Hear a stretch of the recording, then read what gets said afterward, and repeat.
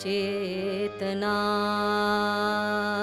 स्थिर रहो मेरी चेतना, ओ मेरी चेतना, ओ चेतना। तू बार बार नाम चल, तू बार बार नाम चल, तू बार बार नाम चल, तू बार बार नाम चल। तुझे रहना है स्थिर अचल, तुझे रहना है स्थिर अचल। तू सत्य पे ध्यान धर, ओ मेरी चेतना, ओ मेरी चेतना, ओ चेतना। स्थिर रहो मेरी चेतना, ओ मेरी चेतना, ओ चेतना। समत्व भाव मन में ला, माही हो तेरा पता। समत्व भाव मन में ला, माही हो तेरा पता। जुड़ तू माँ के प्रेम से, जुड़ तू माँ के प्रेम से। इस प्रेम में पा पूर्णता, इस प्रेम में पा पूर्णता। स्थिर रहो मेरी चेतना, ओ मेरी चेतना। तू बार बार नाम चल, तू बार बार नाम चल। तुझे रहना है स्थिर अचल, तू सत्य पे ध्यान धर, ओ मेरी चेतना, ओ मेरी चेतना, ओ चेतना।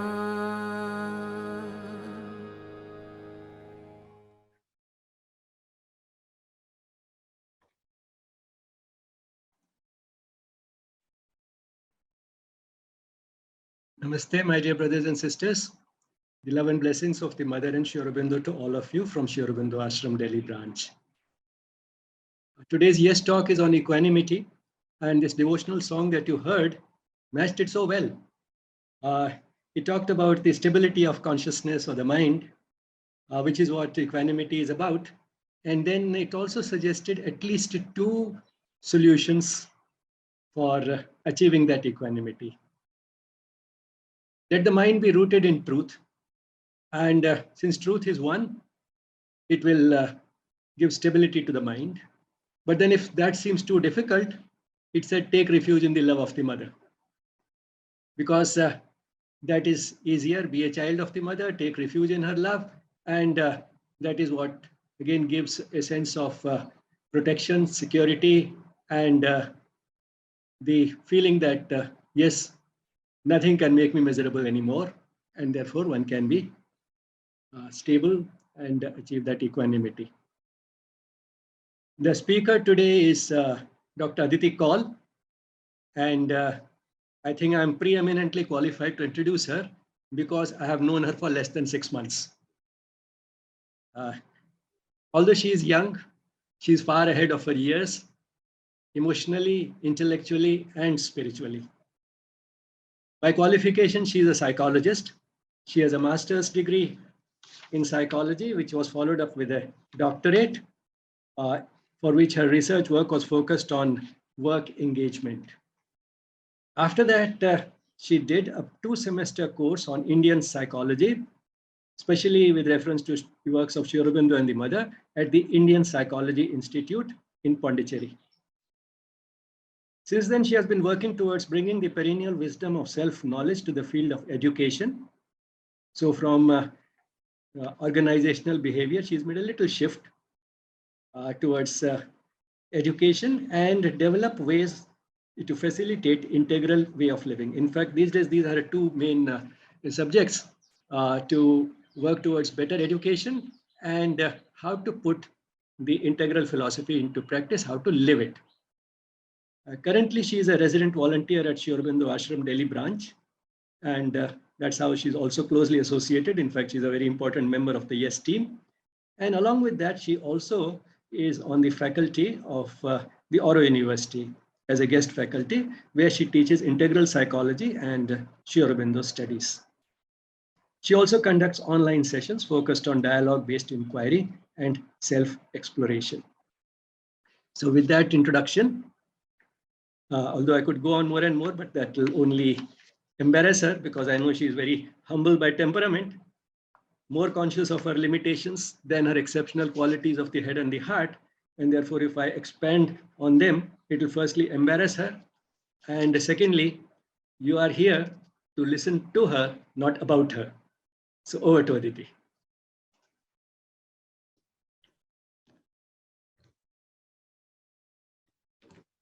Thank you so much, sir, for the introduction. I think the first thing before I actually begin to speak about the topic is to practice equanimity myself to the great introduction which you have given about me. So not get really carried away by the good words which I've heard about myself and let it affect what I'm going to share. So it's in the beginning, that is what I would like to begin. And also another request, if I can have few of the cameras on so that it will help me connect and speak to an audience.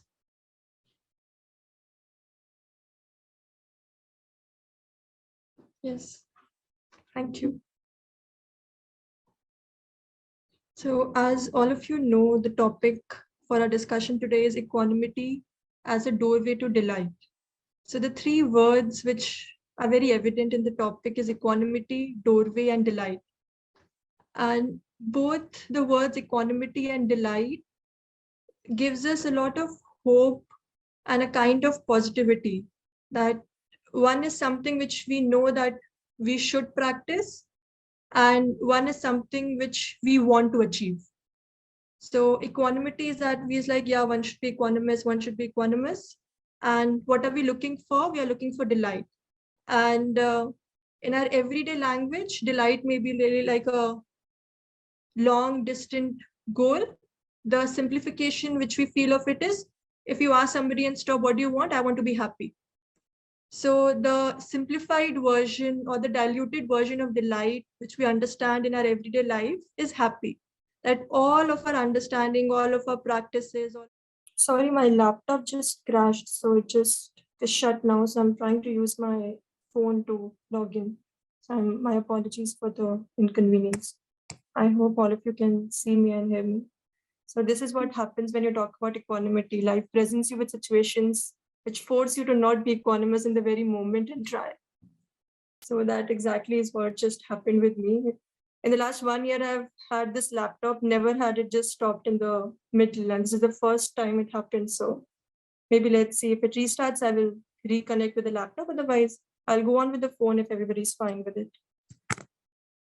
So as I was talking about the whole idea of happiness and how it is the transactional basis and environment dependent option, and how the more and more we turn inwards, the more and more we look for things which are much more than just the momentary satisfaction or momentary joy, but an everlasting thing.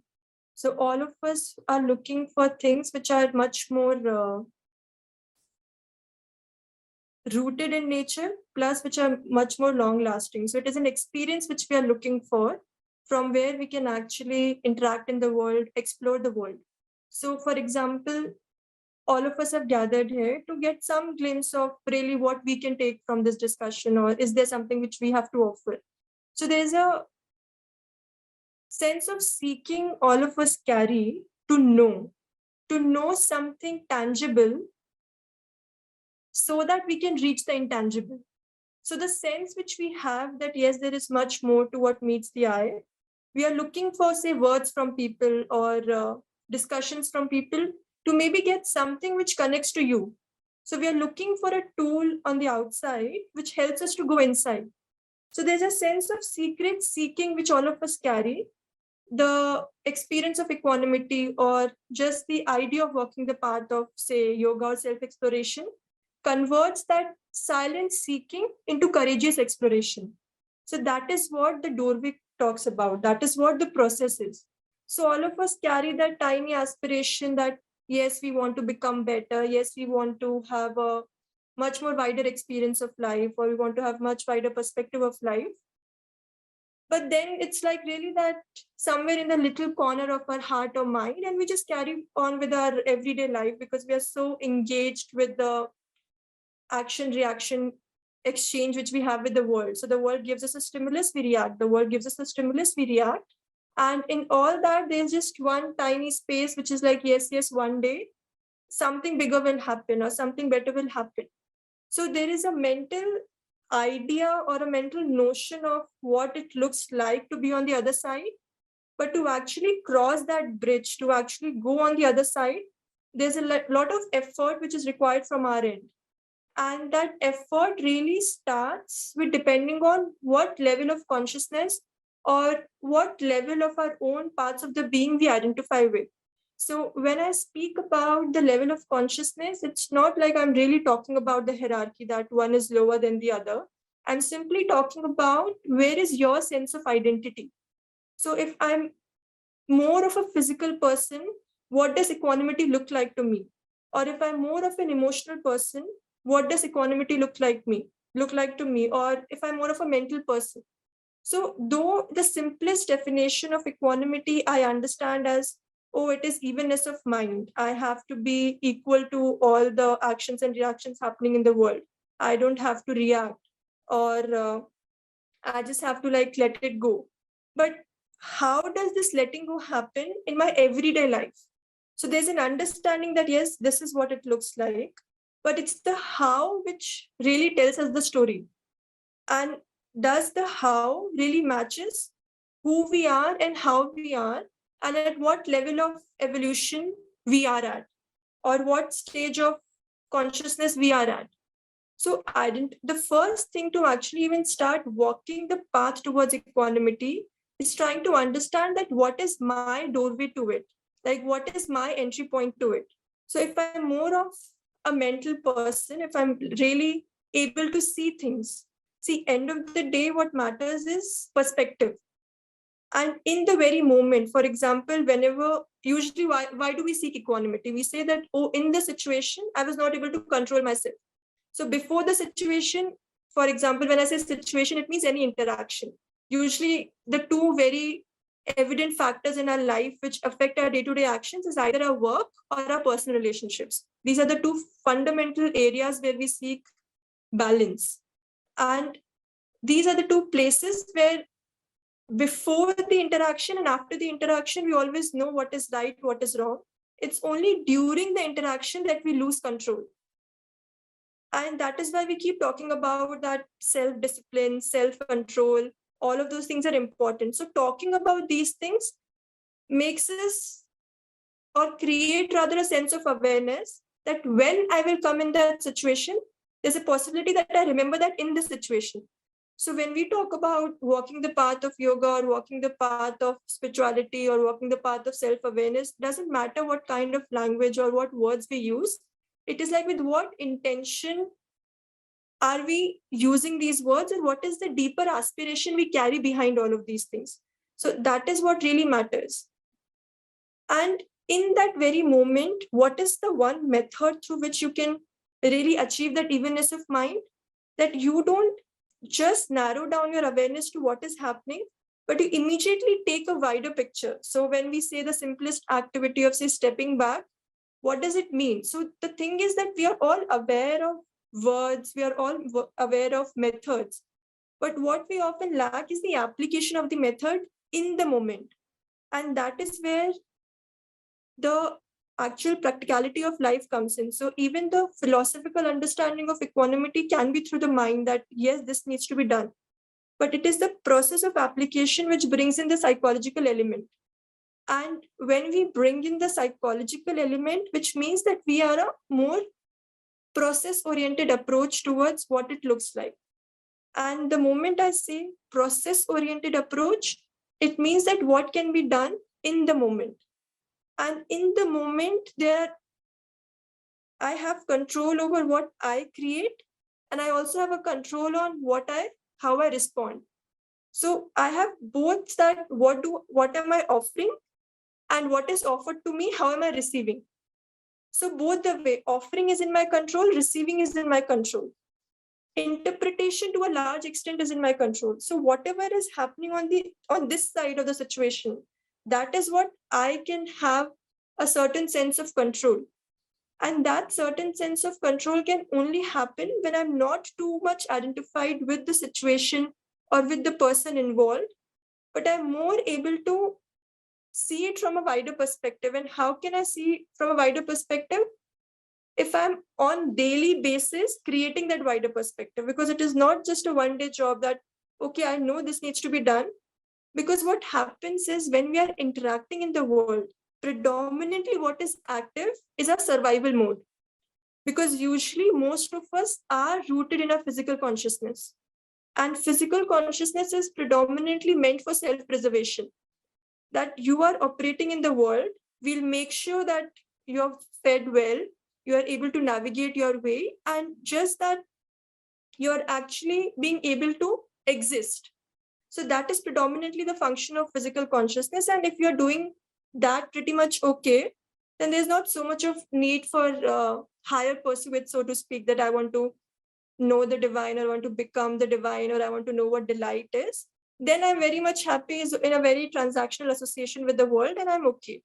But as like I was talking earlier about the levels of consciousness. So if the physical predominantly understands self-preservation, and if that is what it is, I'm pretty much okay. But the thing is that we also have other levels in our own being. So the more I become aware of that, no, I'm not just here for my basic needs, but there's some that I was talking about, the secret aspiration. And I need to have that courage to explore what that secret aspiration is. So then I come more to become aware of what my senses are, what my emotional makeup is, what is the psychology of my senses, what is the psychology of my emotions. And then I become aware of my attachments. Attachments come in, all the emotions of fear comes in, anger comes in. Usually we have the tendency of first talking about the negative emotions, but there's also a sense of joy, there's a sense of love which comes in. It's only when love takes a little bit of a negative turn, we call it attachment and association and all of those things, the bondage and all what we talk about is just the chain.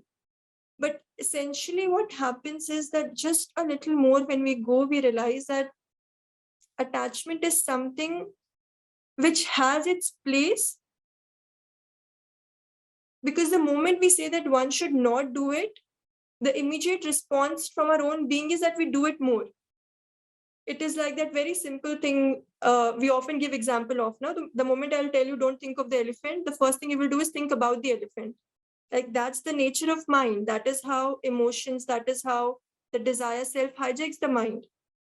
So one needs to understand that everything has its place. In fact, when Sri Aurobindo talks about harmony, he says, no, that it's all about everything in the right place. So we don't have to reject anything. We just have to see its proper place. And one of the interesting thing which I often think about or reflect is the whole idea of attachment to detachment. Like we can also trick ourselves when we are walking the path of equanimity or walking towards being equal, that it doesn't matter to me, or I don't care, or everything is fine with me. What is happening is that when I'm using too much of I in all those things, it is indirectly telling me or giving me a signal that I'm attached to the idea of detachment. And that is why it is not what you're doing on the outside, it is with what intention are you doing it. So the moment you become more and more aware of your intention, the more and more you become aware of the why of it, that is how you start bringing that change which we are talking about. That whole idea shifts of just knowing, but also experiencing. So more and more inner reflection or more and more self-reflection makes us aware of the combination of knowledge and will in us. And more we become aware of the combination of knowledge and will in us. We realize that this is my combination, or this is my proportion of knowledge and will, and how am I able to use it to better my life. So knowledge gives way to will also enables us to gain knowledge. So there's a certain balance which is required. So again, when I'm talking about equanimity and being equal, becoming, having an even mind, having equal reaction, action, all of those things, what we are actually talking about is where does that balance begins. So, and the simplest form of word in all of those things is we can also stick to the word balance. Now we also understand, I few minutes back, I spoke about the physical consciousness. We understand that even at the physiological level, what the body wants is balance. Homeostasis is a state where we know that if that is a state which we have achieved, our body is functioning well. So that is also the way of nature, how the nature functions. So it's not just what we are doing, is we are trying to bring our awareness to the unconscious yoga of nature and trying to make it the conscious yoga, because we have the gift of mind. So it's only when the mind came into the, say, the ladder of evolution, we have that quest of knowledge, we have that quest to become better, to be something more than who we are. So that seed of aspiration, or that seed of inquiry, or that seed of wanting to be better is planted in us, or rather it came along with the gift of mind. Now when mind is in service to the lower nature, which is like our desires, our impulses, then we have no scope of equanimity. We have completely given into the momentary pleasures of life, the desires of life in common language. But then when we uproot our mind from, say, the desire-based seeking and root it in the delight-based seeking, that is the journey which one takes. And that first can come from just a mental notion. And when that mental notion kinds of gives you an experience, then you start expressing what your experience is. So it begins like this. For example, if there's somebody for the first time who's listening to this talk, it's like, okay, there must be something, and it will be just kept in the mind at one corner. Maybe then they will come across some other talk or some other book or just a sign on the board, and they will relate. So this is how memory associations start building. And then maybe they have already experienced it, but they didn't have the words for it. So then association of word and experience will happen. And then they'll be, yeah, this works for me. Now I want this more. So it's always the experience, be it the experience of pleasing the senses, or be it the experience of experiencing the delight within. It's the experience which motivates us. But the error with the experience of desire is that it binds us into a loop. But the experience of delight liberates us. So these are the indicators which one can find in their own life, that where is my experience leading me to? So my aspiration is to experience it. But if my experience is based on outward situations, if my experience is based on, if I've given the responsibility of my experience to the outside world, there is an entanglement which I'm doing with the world. I'm hooking myself with the world, and I'm moving towards the world and where the pushes and pulls of the world are moving me. So the desire-based experience makes us go in loop, and there is no evenness. We immediately lose balance. And even they don't lead to a long-lasting satisfaction. Because beyond a point, we all know, even in economics, we know the marginal utility and all of those things. It's the very nature of desire that it never fulfills itself. But it's the nature of delight which gives you a sense of liberation. It gives you a sense of freedom. So the first thing which you have to ask yourself as an indicator as how is this helping you progress, that where is that experience leading you? So if you are really in the middle and you're having a certain experience, you can visually see yourself, am I going this way? Am I going that way? So that visual will only help you, or rather act as an indicator. And then what comes in is that you have to be very truthful for yourself, that what is really happening.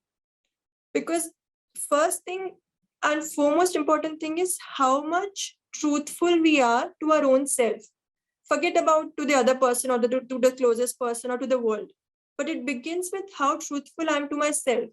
And usually this is where we fumble a lot. And the reason for that is we are so image conscious human beings that, and forget about the image which the world has of ourselves, the image what we hold of ourselves based on our conditioning, our upbringing, our interactions with the world. So we are so image conscious of, and we try to uphold or live up to that image in our own head.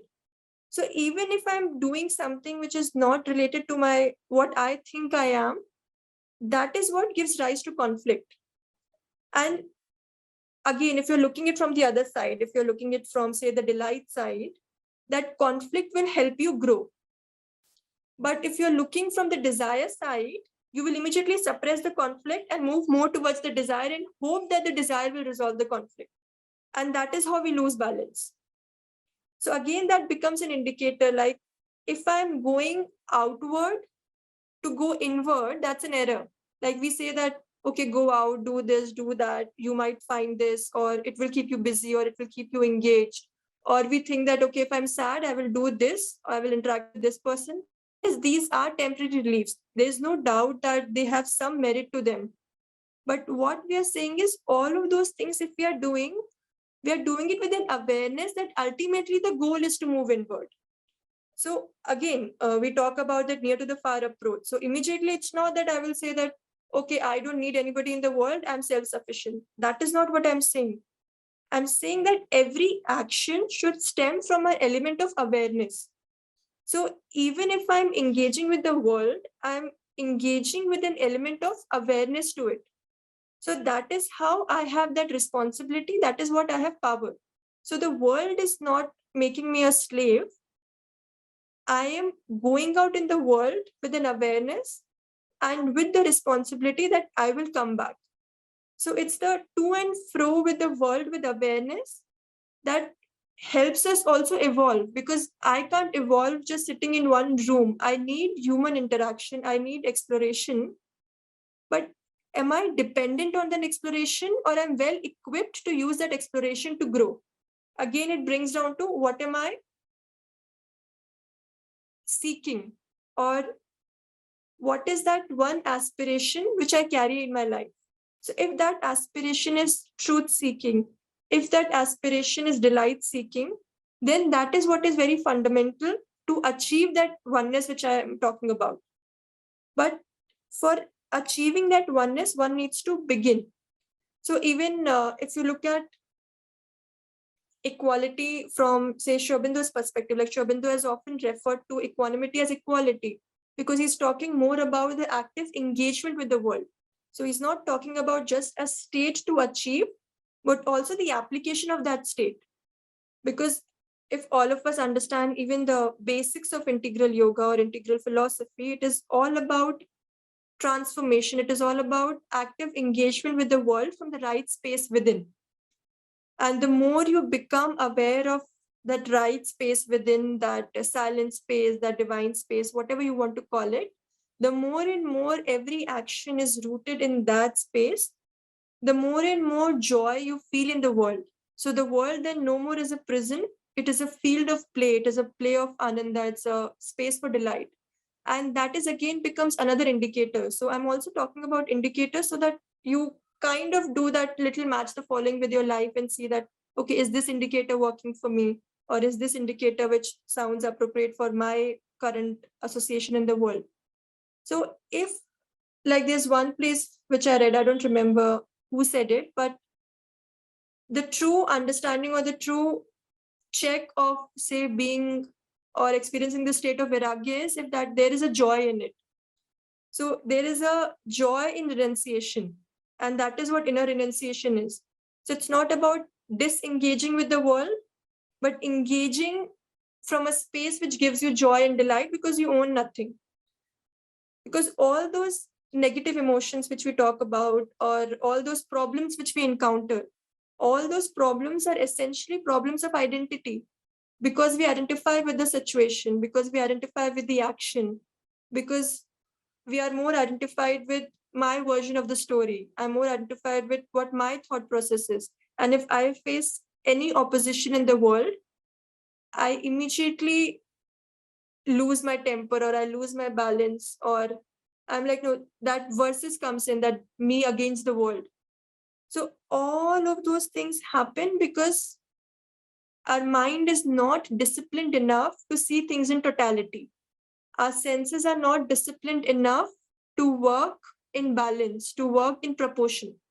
So all of those things which I'm talking about comes back to the idea that how well am I able to discipline my mind? How well am I able to discipline my senses? And again, you can only discipline by acknowledging. Rejection only leads to revolt. And usually our conditioning tells us to reject things in a way that attaching a tag to it, this is bad or this is wrong. And because we don't know yet what is right, we naturally gravitate towards what's wrong. So when we say that it is evenness of the mind, or there's a sense of balance which is required, or we say that I am not attached to it, or it doesn't matter to me, or I don't need it. So when I say that I don't need it, it doesn't mean that it doesn't affect me or it doesn't bother me anymore. So for the, again, there can be two things when I'm saying these statements. One thing can be that I think this is wrong, that's why I don't want it. So there's a secret need for it, but it is wrapped in a way of, say, they that no, this is not required, or this should not be, because I'm carrying an image of, okay, I'm walking this path, this should not be done. So I'm not able to see its right place, but I'm rejecting it without even knowing what it is. And secondly, what happens is I can say that I don't need it and leave an empty space in me. That is where the joy comes down, because I feel a sense of emptiness because I don't know what to replace with.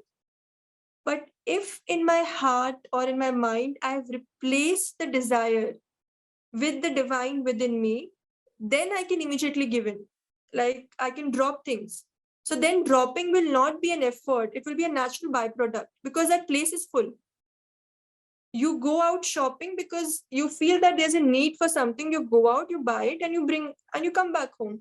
But if you already have things well stocked, then you go in the market, you don't keep looking, I can buy this also, I can buy that also. If you're still doing it, that means there's an error which needs rectification.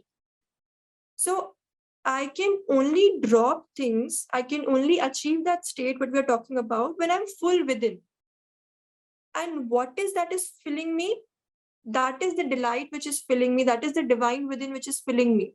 So I feel complete. I experience that sense of union with the divine, or say that sense of oneness within. I can give it again that any name I feel like. So that is when I can go out in the world and be balanced. Why? Because I'm well balanced within. So it's the inner anchoring. It is the inner sense of self, identifying with much larger and deeper self, that helps me attain that equanimity, that helps me attain that balance to actually not get affected. Because if I have that lack, if I have that space within, anybody can come in and go. And if there are more people coming in, going on a daily basis, imagine what will be our psychological makeup look like. It will not be able to concretize itself because it's too open to the world. It's like different people with different emotions, different thoughts can just easily come, make some change and go out. So then when you look within and you see who I am, you are so confused because you are just an amalgamation of different impressions of people who think who you are, which keeps changing with time and space. So then you will just have no idea of who you are because you are immediately all going out and depending on what others behave with you, what others think of you. So leaving that empty space within is the root cause of losing that equanimity, losing that balance.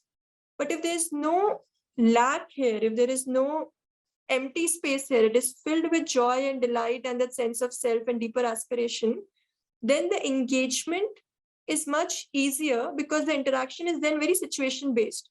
Then it's very easy for you to be in the now, to be in the present moment. And then also the memories which you build, those memories are much wider. So we have the tendency of always remembering the bad and forgetting the good. So if I'm engaging with you as a person, if you will do one wrong thing to me, I will always remember it. But if you have done 10 good things for me, I was like, yeah, it's okay. So that is another training which we need to give ourselves. That is another effort that if, for example, today you're doing bad to me, or this you said something knowingly, unknowingly to me, which caused any hurt to me, am I capable enough to immediately replace that hurt with all the good things you have done in the very moment? So the next memory which is created is a much wholesome memory. And that requires a lot of effort.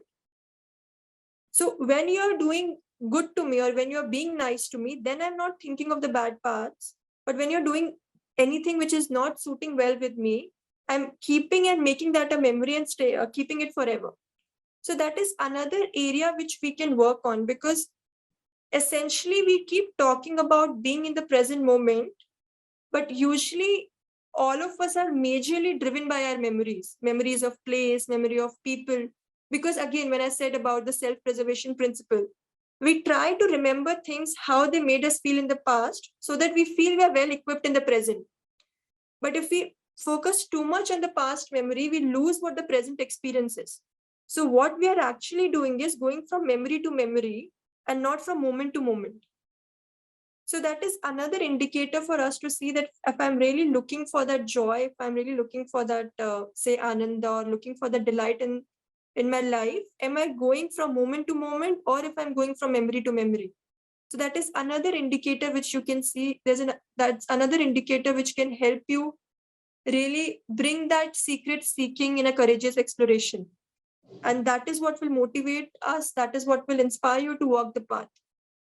So this is another level, or this is another possibility which we can see. And we can see all of those things in the light of identity. What am I identified with? So the more and more I'm identified with the experience of self and not the idea of self, the more and more I will move towards equanimity. And the more and more I will move towards the state of equanimity, I will be more and more equal in my action and reaction to the world. So this becomes a whole process, this becomes a whole journey. And that is when our disciplining the mind and senses will become a much more easier way, or in a much more efficient way, if not easier than efficient. And that is where we will look at all these things from that lens of effort. And it is also not so much about, like I keep saying, that it's not so much about the what, but the how of life. The secret of life is really in the how of it. And that is why we keep talking about the different ways to achieve certain states. So even if you know where your how begins, that is a good enough point to start.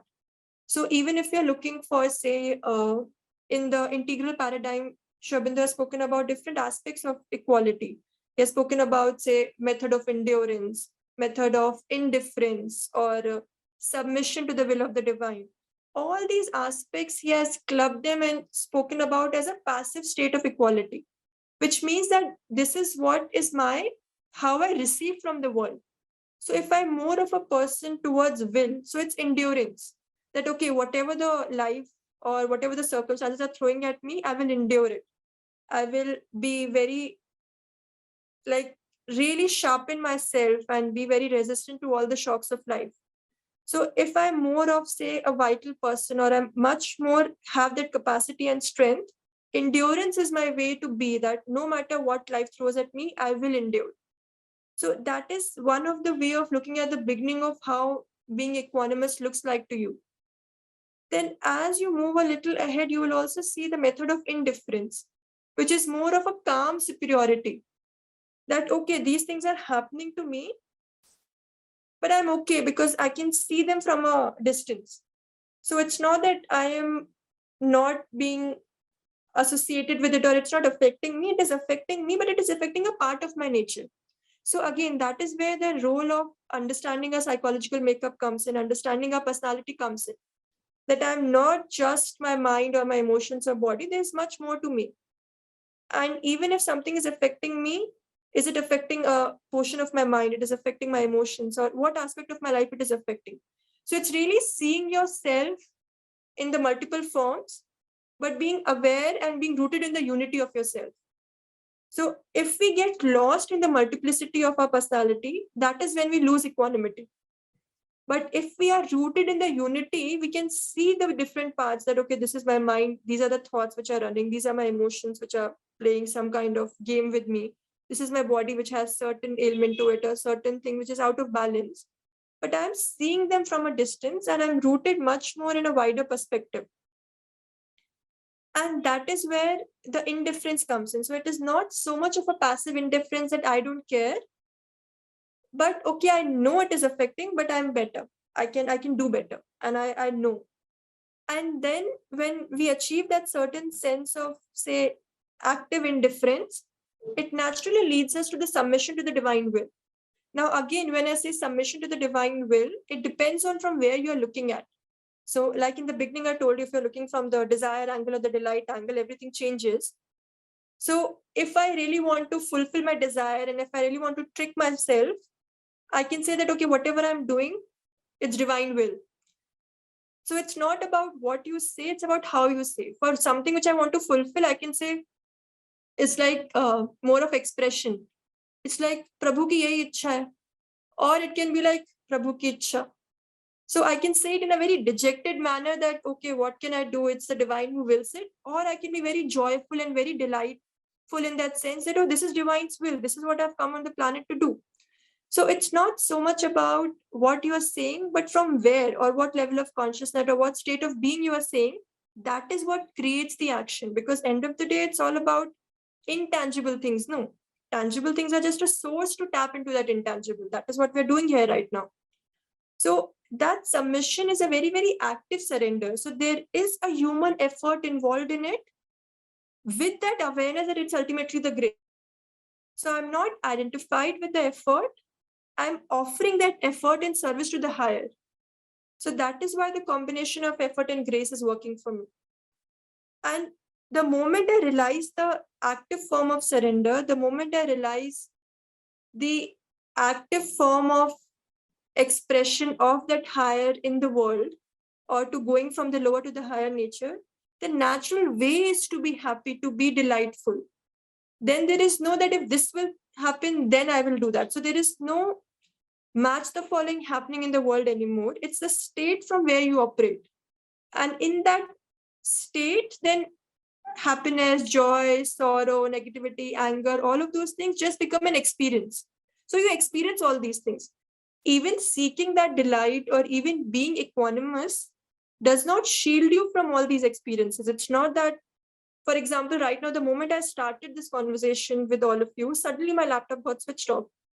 So it's not that the entire day I was reflecting upon equanimity, so everything will go right with me. The moment I opened it, something went wrong. But how did it make me feel? Was I aware of it? So am I well equipped to receive what the world is offering to me and react in a manner which is much more coming from a right space? So these are just examples to speak about that. How does it look in a very active state? And not just say talking about it. So this whole idea of moving from passivity to active is to find that experience within and anchor yourself in the experience. Till the time we don't have the experience, we will only engage in intellectual debates of what equanimity can be, or why it is equanimity, why is it not equality, why are we seeking delight, what if I'm not seeking delight.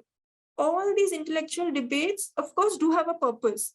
Again, everything in this world is created for a purpose. It's just that, are we aware of that purpose? Are we aware of what it means to me? So that whole experience of giving that seeking and expression, that is what takes us one step closer. And like I said earlier, that not getting attached to even the idea of detachment, because that is what usually in our language we call spiritual ego, no? Because spirituality is all about acting from the right space. It is never about not acting. Like, in fact, saying these things, it's a very different experience for me, because for the longest time, I have interpreted spirituality as non-action, and that is how I wanted to lead my life. It's only when I got associated, or rather got experience of this whole integral philosophy, I realized that even when you look at Gita, it just talks about skillful action. So action has always been a part of spirituality. It's not a new thing.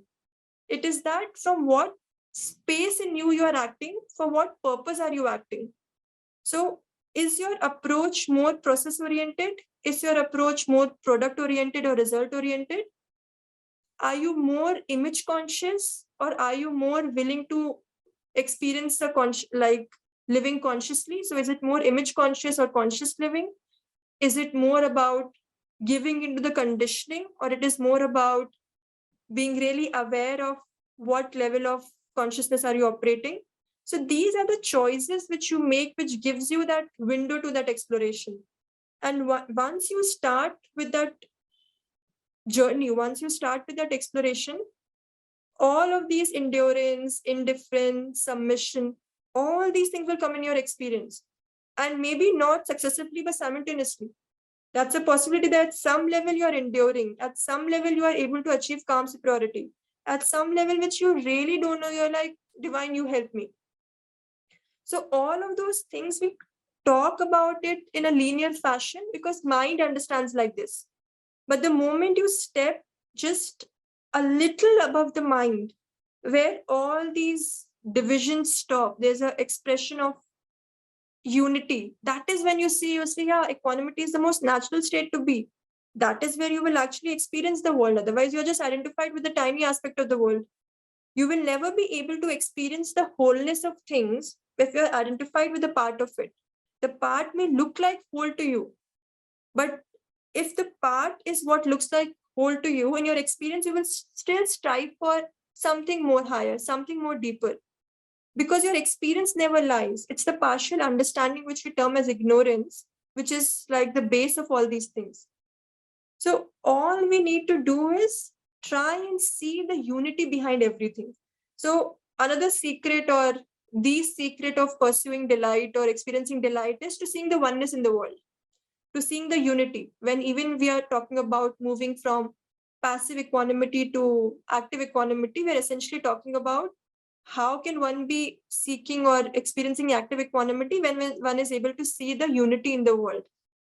And to see the unity in the world, first you have to see the unity within.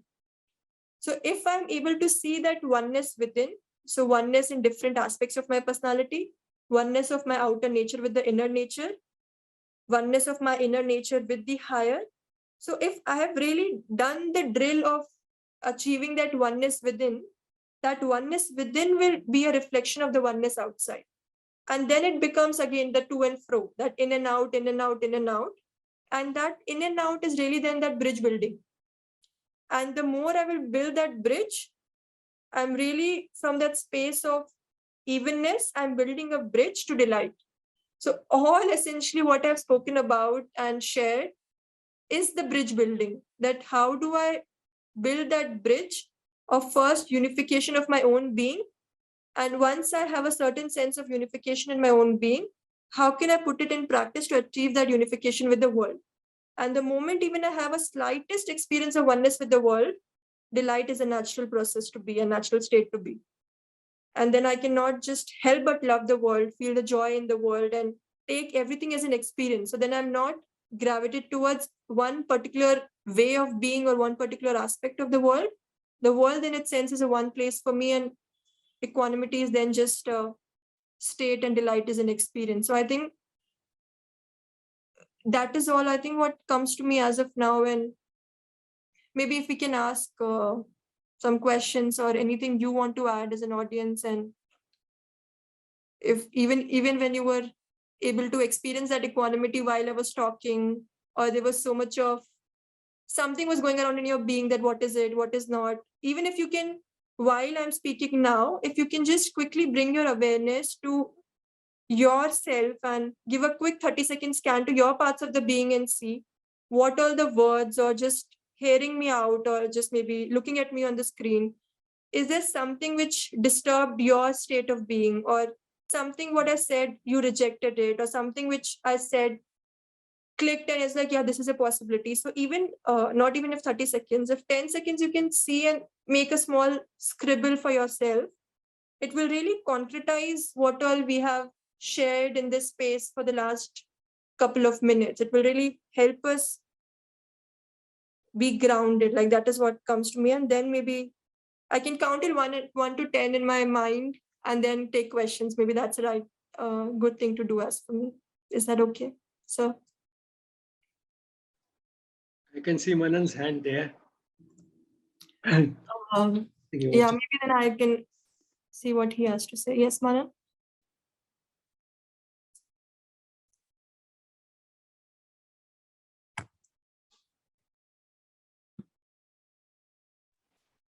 Yeah, okay. I was about to type to unmute me. So thanks, Aditi, for the nice sharing. I have two questions. The first one is, given your background as someone who has done a doctorate in mainstream university psychology education, and from then on been lucky to discover Sri Aurobindo and the mother, and for the last many years walking the path. What is your impression of how equanimity or equality is treated in the mainstream psychology world? Maybe in some other form and manner, is there something much there? Because I have somehow not encountered much on that. And the second question is actually around memories, because when you first mentioned memories, I was also actually contemplating a lot. I lost my equanimity around that. And then, as we pursue the path of integral yoga, being aware of our many selves, which I believe even in university education is not stressed upon somehow yet. And as we advance on the path, being aware of our many selves, we often can also sometimes realize that we are getting triggered by our memories, and it's, say, a particular part of our being which is actually maybe getting triggered. So is there a role of equality on this path, even in terms of, say, going back in time and literally resetting some of those memories, whether it be at an individual level or at a collective level, because a lot of them are obviously around people like you yourself mentioned. So, because that would greatly heal the individual, and also, say, by contagion or something, the people in the vicinity. So, is my question making sense? Yes, I can try to make sense of it. Sure. And Okay. Okay. So that would be all. Thank you. I'm keenly look forward to your answers. Thank you. Sure. So I would like to take the first part where you said about how it is taken in the university education. So as far as I know, it is a part of, say, a lot of emphasis is now given on positive psychology, which is about looking at the good side of life. And how can one look at the good side? By being a certain way. So one thing which is touched upon in academic psychology is, say, equanimity on the surface, how to control oneself. So why to control yourself and what to replace it, that comes in from, say, the integral perspective or the Indian perspective. And it is true for any other education. No, you are told what to do, but somehow the formula is hidden from you because it is felt that you are not capable to decipher the formula on your own. So the knowledge is provided to you, but the how of that knowledge is kept secret. So that is also somewhere kind of about equanimity, and it's looked more from the positive psychology lens. Like that is what my current understanding is. The second part of your question about the memory. So as far, again, I'm only speaking out of my experience and what I have kind of observed around myself. There is a sense of identification with that moment, because that moment, the experience was very intense. So you have kind of really imbibed that and it has concretized. And because you have played it so much in your mind, that there is no free space for newer experiences to come. So even the newer experiences, you are looking at from the lens of memory. And that is where the error happens. Memory is essentially just, if you really look at the role of memory, it is for the physical, so that you are not every day in the morning thinking of what to do next. So the function of memory is really for you to function. Beyond that, as you move higher in your level of consciousness, you have to be very receptive and very open to the present moment. And so that you remember that, okay, if there's this much space in my mind, if all the space is occupied by the memory, where am I really able to see the person or the situation for what it is?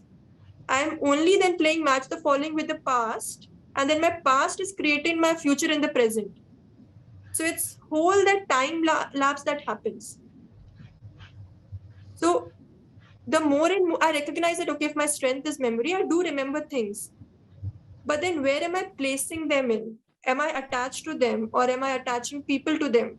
So if even memory as a state I can still keep, but attaching it to an experience, to an identity, that is where the pull and push happens, and it restricts you to move forward.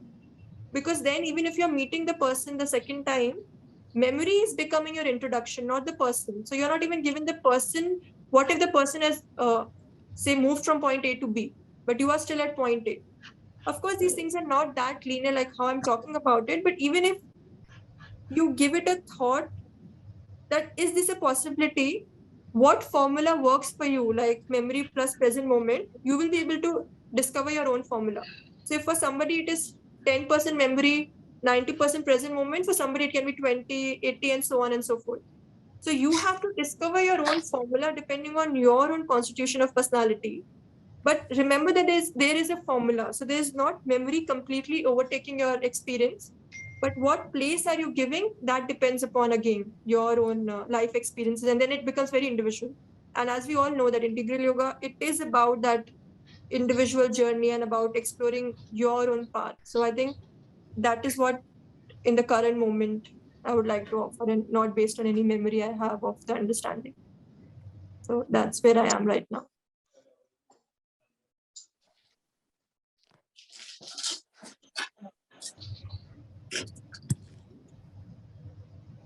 I don't see any other hands raised, but it seems Sangeeta Sai had asked a question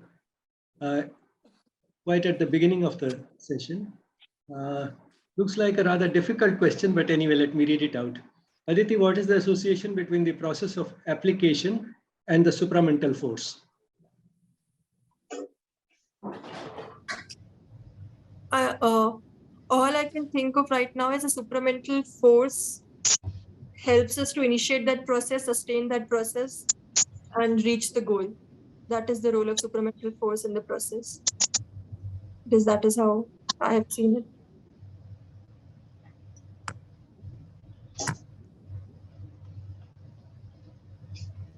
Any more questions?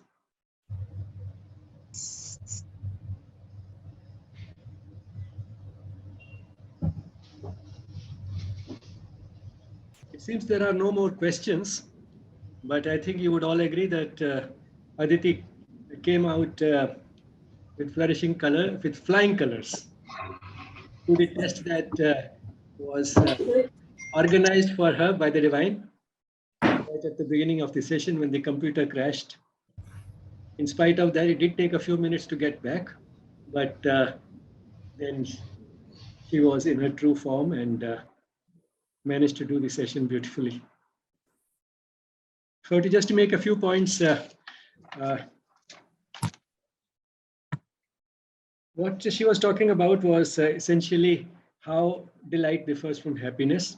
We all want to be happy, but the starting point very often is that we associate happiness with external circumstances. And that automatically means that to be happy, we should be able to control external circumstances. That is something which is almost impossible, which means that happiness will continue to be elusive if that is what our happiness depends upon. There is a whole book on this difficulty in being able to control, because life basically is something which cannot be easily controlled. The book is by a psychologist, Judith Wurst, and the title is Imperfect Control. That whole paperback is about the fact that we would all like to control life, and yet we keep discovering and rediscovering that that is almost impossible. So if happiness cannot be achieved by controlling external circumstances, then one might try to minimize the external circumstances, the touches of the external circumstances by running away from life, renouncing the world. But then that again is very impractical. Firstly, nobody can do it completely.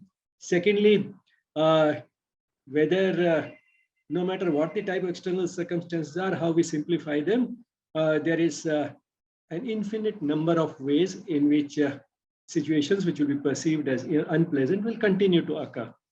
And finally, that is not in keeping with the spirit of integral yoga, which is about engaging with the world. So then how to achieve this equanimity, rather go beyond equanimity to equality, that is respond with equal delight to all the touches of the external world. How to achieve that? The simple thing that she came out with was that you cannot achieve that if you depend upon the mind, and that is what mainstream psychology does.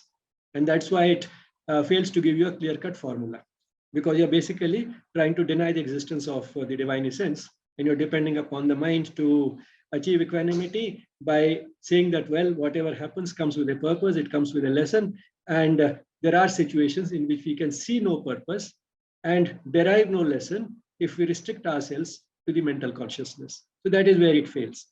So which means that if we really have to achieve that equality, respond to the touches of the external world with equal delight, we have to go beyond the mind, because the mind is incapable of always rationalizing and justifying the blows and the difficulties and the problems and the traumatic events which we experience. The mind is incapable of really rationalizing them and seeing a lesson in them, seeing a purpose to them. For that, we need to turn to a source which is itself always stable and which knows everything. Both the things are important. And that is the divine essence. It is always in a state of delight because it has no desires, it has no anger, it has none of those negativities. And therefore, it being complete in itself, it is always in that state of equality. And that then becomes our anchor. She used that word quite often, that anchoring, which means the mind has to be anchored to that stable source, to that source, which itself is always in that state of equality.